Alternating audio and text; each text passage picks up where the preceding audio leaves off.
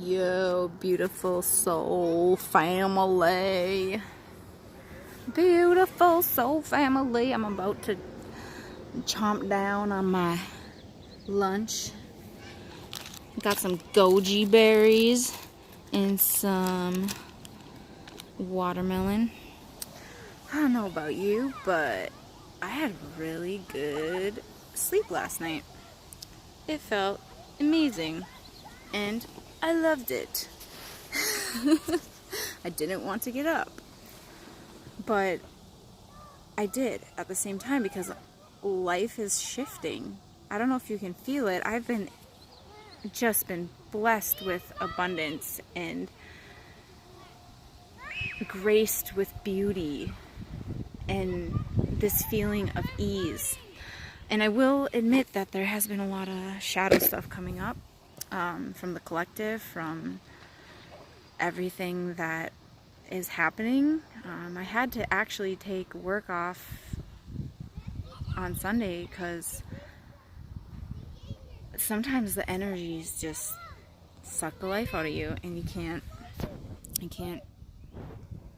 deal with the day, and you have to deal with your own stuff going on. So yeah, I took Sunday off, and it's good because now I'm hitting it hard. I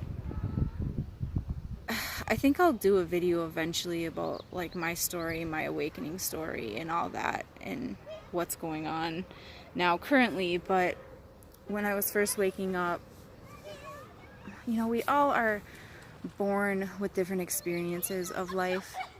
We're all given different soul lessons, and mine was like self-confidence. I'm sorry, there's just like butterflies everywhere, which butterflies have been so significant lately. Transformation, that's what's happening. We're kind of coming out of that birth canal. If you watch Adrienne Elise, she always talks about that, and I'm like, ugh, it's painful, but it's new life, you know? So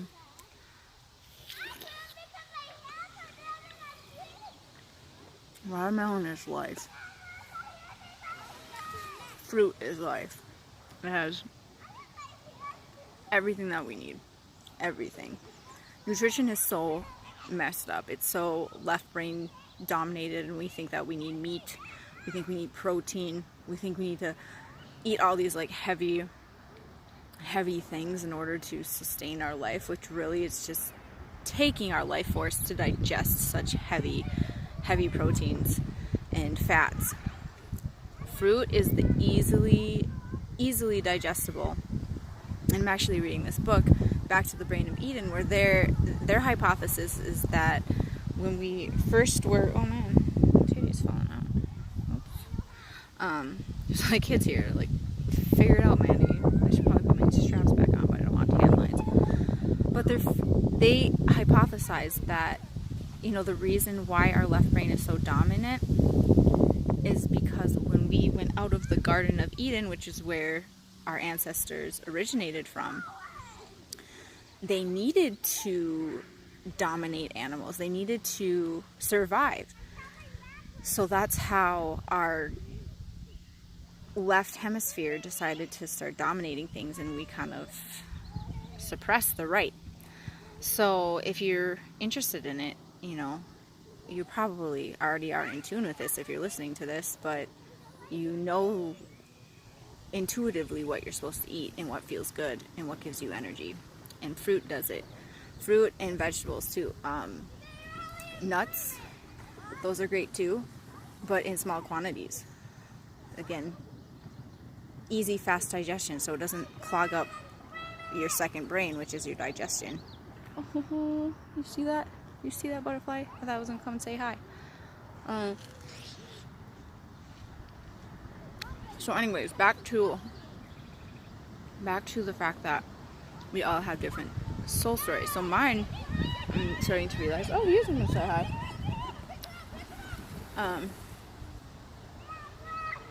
Oh no. That kid was like Not letting that, I don't know what's happening.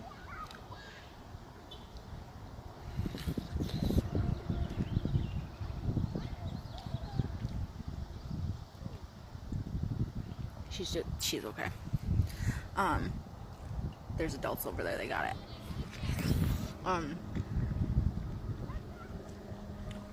So basically, my story, without going into details, was I just didn't have any self-confidence in who I was.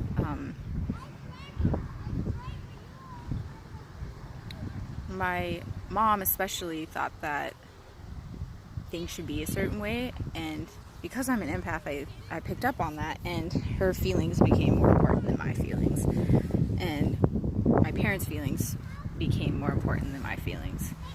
So I just moved about life just trying to please authority figures basically all my whole entire life, and trusting authority that they knew what to do. But in my soul here, I knew that it wasn't right. I knew that what was going on wasn't right, and when I would talk about it, that it would make other people uncomfortable. So, because it was like shining a light on what was wrong, that I can see now, even though I was just stating what I saw, and people didn't want to deal with it.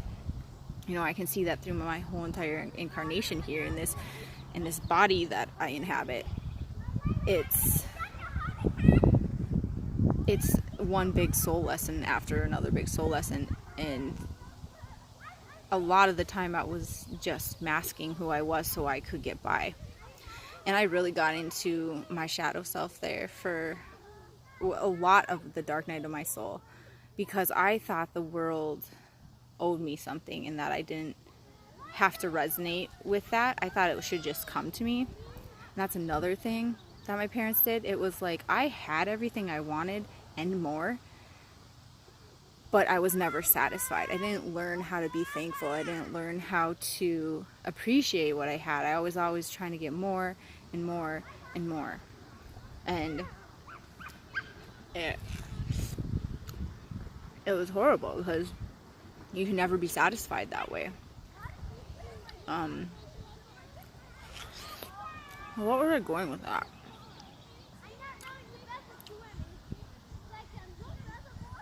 Oh yeah, so if we can all get into, I don't know why, but I keep wanting to say Soul Sack because I started watching Third Eye Activated. I'll post her channel.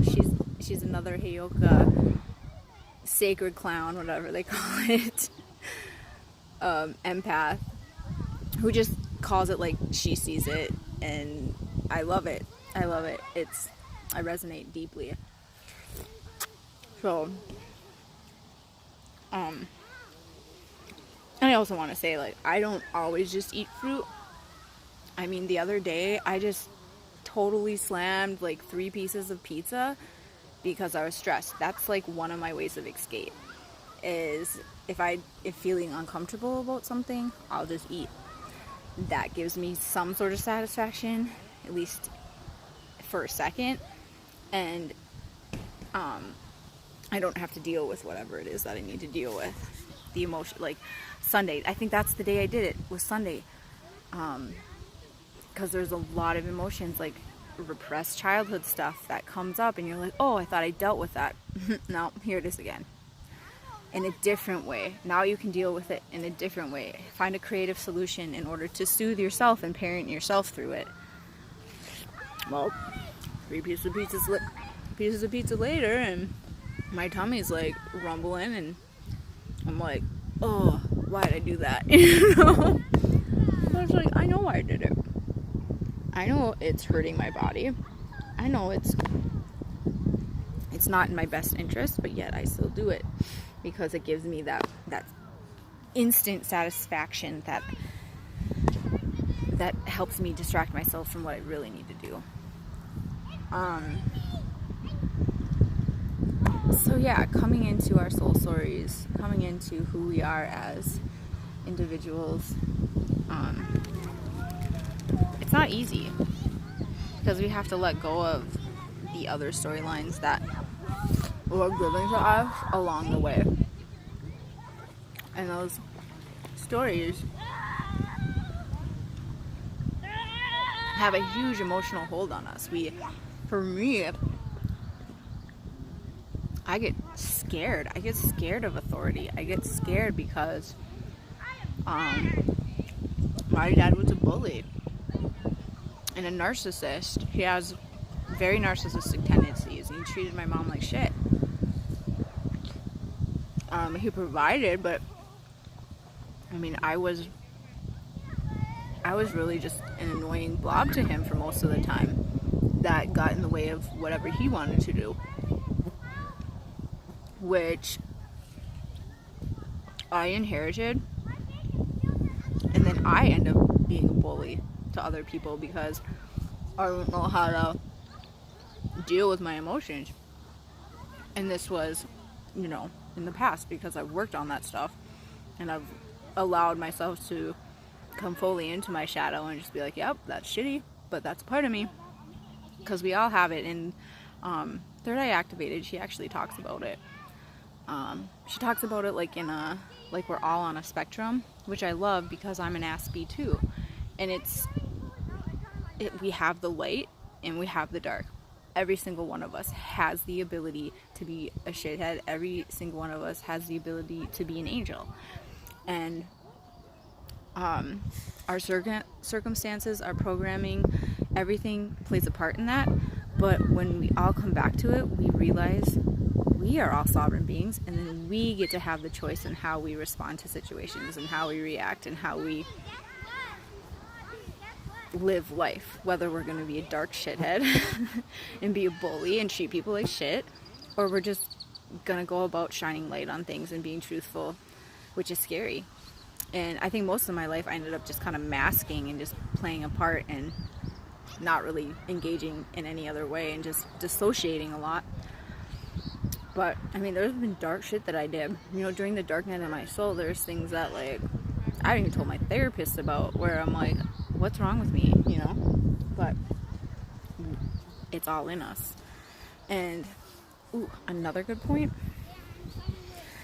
I was watching, my dad is, you know, he's a conservative, he's a Republican, and he loves Trump and all that kind of stuff, which, like, I get, like, that's what he believes. So, like, I don't really get into it with him. You know, I like to ask, like, pointed questions. Like, okay, so, like, why do you believe that? You know? I don't try to argue with him anymore.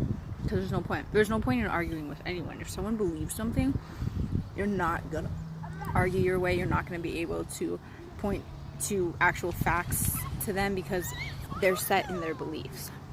And that's just the way it is. You can't change people. They have to change themselves. Oh my god, I have a funny story after this. So I was watching this conservative YouTuber that my dad watches, and he was, you know, he made a valid point. He's like, you know, we're not, if we didn't do it, then we're not responsible. And I'm like, you know, that's a logical point. But at the grand scope of things and in humanity, if we don't acknowledge the disparity and the inequality that's happening, and the fact that, yes, we may be taking advantage of those things, then we're just a part of that system. Yeah, perhaps we didn't own slaves, or we don't have pedophilia or whatever, but just being able to sweep it under the rug and not saying anything about it, like, it doesn't make you not responsible. And, you know, I don't really know if this is true, because DNA is just, I mean, it's a technology that we don't understand.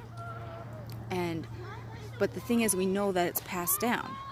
That, I mean, I'm half my mom's genes and half my dad's genes. So I know for a fact that whatever vibration that they had came together and made me. So there's a spark of life there. And whatever issues they had in their fathers' fathers and their mothers' mothers beyond that, that is all passed down to me. And that, I think the Bible talks about, like, generational curses. So, I mean, my mom is codependent. My grandma's codependent. I don't know what her mom was like. I didn't meet her, but I am guessing she was codependent. So now is the time, and I talked to my mom about this the other day. Now is the time I am recognizing that. Because I think what happened is we are so obsessed with like being comfortable and making everything easier and, you know, having everything.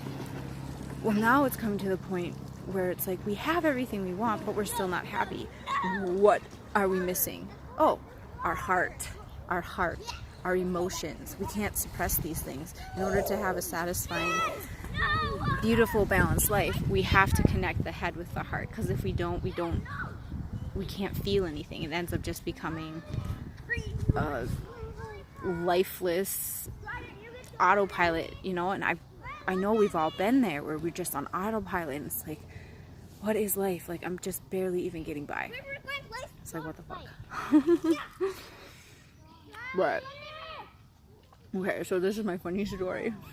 And it's about poop, for those of you who like, you know, poop. Because I used to shit on here all the time. But, have you ever been in a situation where you're like, there's no bathroom available and you have to like poop right now? Like, poop right now? Well, I just started a business. And it's really awesome. I'm really excited about it. It's getting off the ground right now. I started on June 1st, but I'm helping people declutter their stuff. And so I'm doing this lady's house, and that happened to me today, and I'm like, I cannot shit here like that. I just feel like that like crosses boundaries. Like, this is my client's house, like I can't shit in my client's house. So I'm like, you know, like just holding it in, and like, you know that weird feeling like when you're holding your poop in and it like kind of feels good? Well, the reason why that is because it's like when you poop, it stimulates the vagus nerve, which runs all the way from down there to your brain stem. And that actually regulates a lot of things. Look it up, it's pretty cool. But if you end up but anyways, I was seriously like prairie dogging it. Like, for the last 15 minutes I was there, and I was like, please, I was like talking to that little turd. I was like, please, little turd, just stay in there. You're beautiful. I'll let you out when you're ready. And I'm like, I know this is the pizza. This is the pizza coming back to me. It's finally done. It needs to get out now. Like, I'm like, okay. But, okay, I am done. I love you guys. I gotta eat the rest of this watermelon. Okay. Yeah.